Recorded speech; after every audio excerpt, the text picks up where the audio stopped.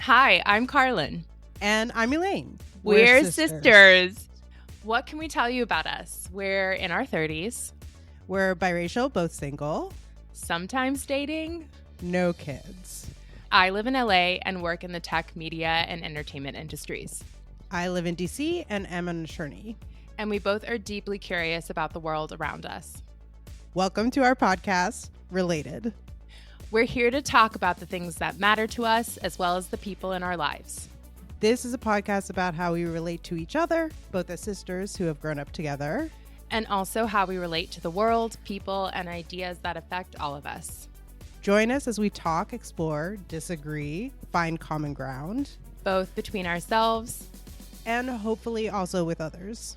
We've just started recording and editing our very first podcast, and we are so excited to share it with you soon.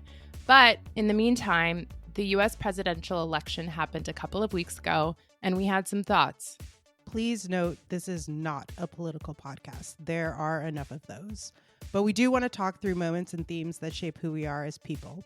We sat down the Thursday after the election, and here are our candid thoughts. And we're live. Welcome to our podcast. Can you still hear me? I can't. How far can I lean back? You like can't.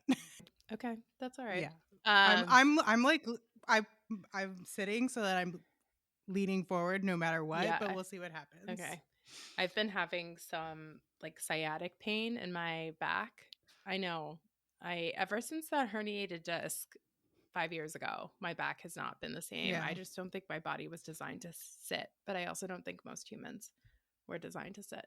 Not for the amount of time that we do. Nope. That's for certain. No, for sure. How are you feeling today, Elaine? It's one day after we found out that Trump was elected and Kamala Harris lost. Yeah. Honestly, I don't think I've really processed how I feel yet. I think like looking at Reddit and stuff, the message is I should be crying and upset and paralyzed and stress baking, which I am doing. Wait, what are you baking? Important question. I made some really good brown butter chocolate chip cookies and some citrus and mixed berry scones. Oh, that sounds really good. Yesterday, yeah.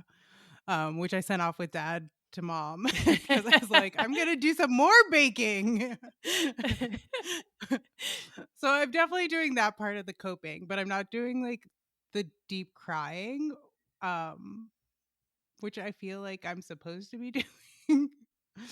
For what it's worth, it's funny because I think I've told you I have I don't know what the fake equivalent of a TikTok would be. It's not a Finsta, but I have my like fake TikTok that no one knows about. I actually posted yesterday about I sent a note to the fellow biracial ladies on TikTok, and I weirdly got like 100 likes and over 1,000 views. That's so great. Don't make me sign up for TikTok. Well, it was interesting because to the point I had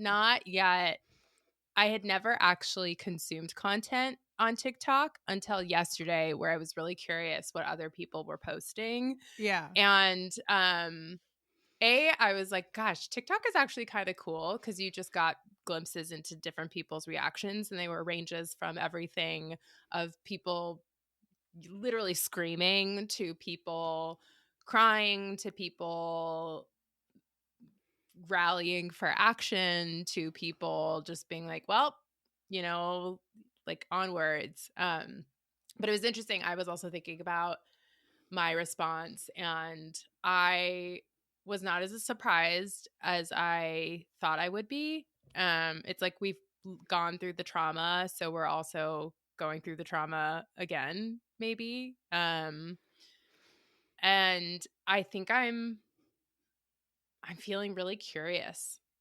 How do we really reach across the aisle? And clearly the Democratic Party has a lot of soul searching to do. Yeah. And as you know from my little rant, I'm actually not sure we should be reaching across the aisle. You should tell our listeners about your little rant. My little rant. I think the Dems, so the party of the Democrats is a party that is a coalition building. Like, we're not one uniformed identity like the Republicans have been historically. So we do a lot of compromising, Mm. um, and mostly compromising to reach new people. And I think that what got me started on this rant is I was consuming a lot of the post election coverage, and a lot of it was like, who should we blame? Mm. Like, is Yeah. it Latino men? Is it Black men? Is it white women? And all of those conversations center those people, Yeah. and they forget the base of the Democratic Party, which has been Black women who have not wavered despite being completely ignored for decades, for all time, really. Yeah. And so my rant was basically like, we need to focus on Black women. We need to focus on what matters to them. And I think why it's not, I don't think it closes off the pathways to other people, because I think what a lot of Black women are dealing with Is are a really lot of core the to the American issues. experience. Yeah. Yeah, it's, they're talking about low wages, they're talking about social services, they're talking about healthcare, they're talking about the environmental impacts on their health. And I was like, where's the intersection of all this? Yeah. Yeah. It's interesting to have these discussions with you because I think we have slightly different takes and understandings on the Democratic Party more generally. Um, I mean, we both grew up in DC and went to a school where many of our friends and classmates' parents worked in politics, both Democrats and Republicans, which for me, I would never have called myself apolitical, but the dynamic for me at school was that you sometimes ignored the proverbial elephant, or I guess the proverbial elephant and donkey in the room and didn't talk about politics, which is a funny thing to say when you grow up in the geographical center of politics. So I've always sat pretty solidly within the Democratic Party, but I haven't dug as deep into understanding the nuances or different factions within it. Um, you have, and so I really love learning about this and talking about this with you.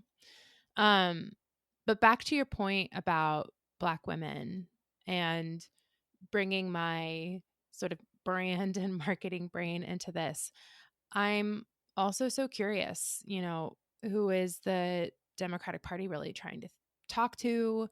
What's the narrative? What do we actually stand for? And what's the best way to express and share that narrative? Um, I've been really intrigued by a lot of the curiosity that has arisen out of the election results that I think will now offer a sort of deep introspection and reflection for the Democratic Party.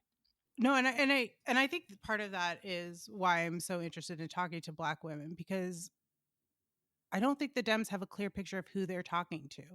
And so it's hard to get a clear message when you don't know who you're talking to. So I think they need to get it together and figure out who they're talking to, what the message is, and get it out there.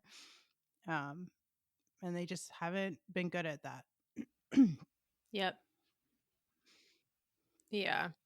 I will also say I know we're at some point going to talk about this, but I will say there was a piece of me that I think the piece that I was grieving more than I expected to was the biracial woman running for president, not just a biracial woman, but a biracial woman who was also in an interracial marriage. So there was sort of that double mirror of, oh, I see myself in this woman because she's like building a family that I grew up in, and also is so familiar with, I mean, her experience, we're white, Black, she is South Asian and Black. So, and also even you and I have different experiences inherently too, but just knowing that like othered experience and the code switching and just seeing that reflected. I grieved that, I think, more than anything, more on a personal level. Obviously,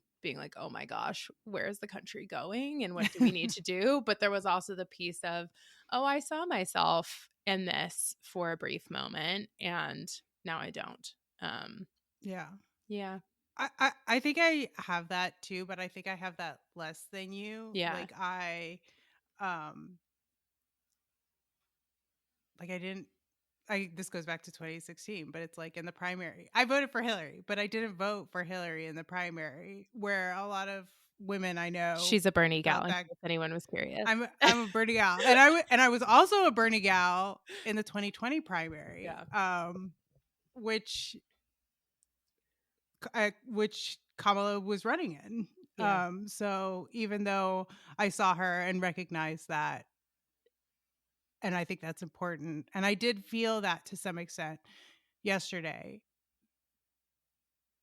That's not like, I do grieve that, but it's not my primary Yeah. grief. I didn't grieve. You know, it's really interesting. I don't think people have been talking as much about the race or the gender thing as much. It's more a feeling of the Democratic Party has been the narrative more so than a failure of Kamala or like who she is, which I think is Yeah, really interesting. I think Kamala got shafted. Um, like she got pulled up for a 3-month campaign, Oh, it was the hardest task ever. Yeah. and I'm not sure she's going to be able to run again on her own Yeah. terms. Yeah. Like,